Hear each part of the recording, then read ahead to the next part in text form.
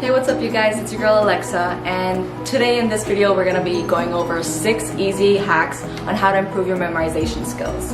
Now I'm just gonna jump right into it.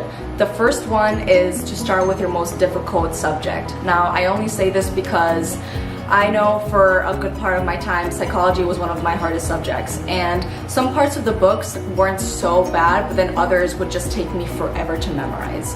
So let's say that midterms are coming up or whatever it may be, I would definitely start with psychology and let's say prep like 2 weeks before the exam started. So I know, okay, I have time to spare with psychology, and I know that math or history or English comes really easy to me, so I only need a few days with them. But start with your most difficult subject first, just because I know a lot of people prefer to go with their easiest subject first to kind of get it over with. Sorry about that guys, I had to put the lights on. It's just, I've completely lost the light. It looks like it's thundering outside, and so I'm sorry if you're gonna hear some of the noise. But yes, start with your most difficult subject because you'll just have an easier time studying and you'll have more time to spare just in case you do need that extra 3 days to prepare, because this part of the book was harder for you. You never know. Now my second tip for you guys are the way you study. If you write things down, I'm someone that writes things down and repetitively. Other people love to highlight, which is great too. Color coordination really helps the memory.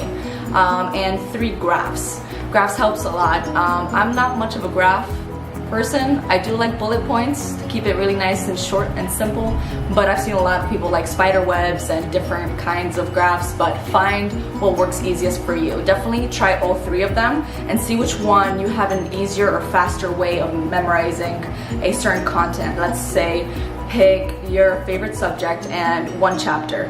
Write it out, make a graph, and highlight it, and see which one, when you have to think back to that certain topic, which one comes first to mind, and that's probably the one that helps you the most. My third tip for you guys would be to chew gum or associate a kind of smell when you study a certain topic.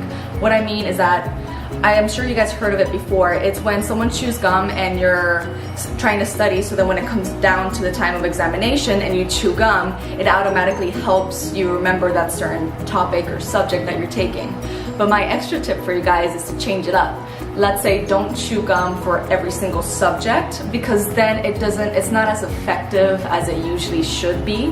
What I like to do is, for instance, I'll chew gum for math, but for history I'll put a certain perfume on my wrist, so every time I'm studying that subject I'll smell my wrist or something and just keep doing that repetitively, so then when it comes time to the examination I'll just bring some in my purse, put it on my wrist, and it helps me. So it's not always the same spearmint or minty frost or so many types of gum, but you know, maybe that's a good one too. Not always going to the same flavor of gum. Maybe try like nice fruity flavor for a different subject. So my 4th tip for you guys would be to exercise. Now for those starting, freshman 15 is an actual thing. I have experienced that myself. My first year of college I put on a lot of weight because it was just so much content to remember. I was trying new things, I was trying to meet new people, and with all of these new experimentations I just let go and didn't go and work out, which is a very bad excuse. Now I know for some people you're limited on resources, whether it's you don't have a car or your location or money or whatever it may be, but there's a lot of resources right now online that can just help you work out at home. I actually still work out at home, and now and then I go out to a gym, but you can get anything in. It doesn't have to be that high intense interval cardio that you need to do 5 times a week, but your minimum should be twice a week. And it can be as simple as just jogging around, or if you're not a jogger, then do some squats or ab workouts at home and just fit in at least 40 to 60 minutes twice a week. I think everyone, thunder, I don't know if you heard that. I think everyone has 60 minutes of their life twice a week that they can kind of schedule in. And actually, believe it or not, this really helps with memorizing too. It exercises a different part of your brain. Let's just leave it at that. My 2 last tips for you guys is 1, do a repaso. So go over everything you studied that day before you go to bed. I'm not saying to study all over again. I've been told a lot, you should study before you go to bed. I'm tired. I am extremely tired at night, that's for me like the worst time for me to start studying everything that I have to get done. But I am able to just go over everything. For instance, if today I only studied humanities and literature, I'll study everything that day, and then I'll take a nice good pause, a few hours of rest so my mind doesn't blow up on me. But at night, I'll read through it twice. So like now my final tip for you guys, since we're on the topic of going to sleep, is hours sleep. How many would I recommend? 6 to 7 hours is suffice. I've heard that you need a minimum of 8 to 9 hours because you're stressed or you're taking more memory or whatever it may be. But I did notice that anything under 6 hours I was not able to perform as well as I usually am, or I fall asleep midway and then I get my siesta on, but then my siesta becomes a second sleep pattern because it's not supposed to last more than an hour, right? So I definitely recommend 6 to 7 hours, and anything more, that's okay too. So yeah, those are my 6 tips, and I hope this was useful for you guys. And for those who asked on Instagram, this is a new watch, but it's beautiful. It's my favorite watch so far. It's the New York Classic Edition.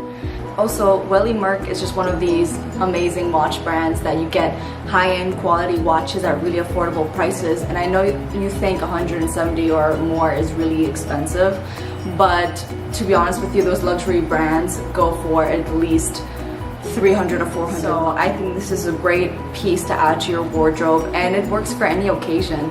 If you want to wear it to school and mix it up a little bit more, or you can also take it out on a date or something of that nature where you're all dressed up and glammed up and you want to have an extra accessory.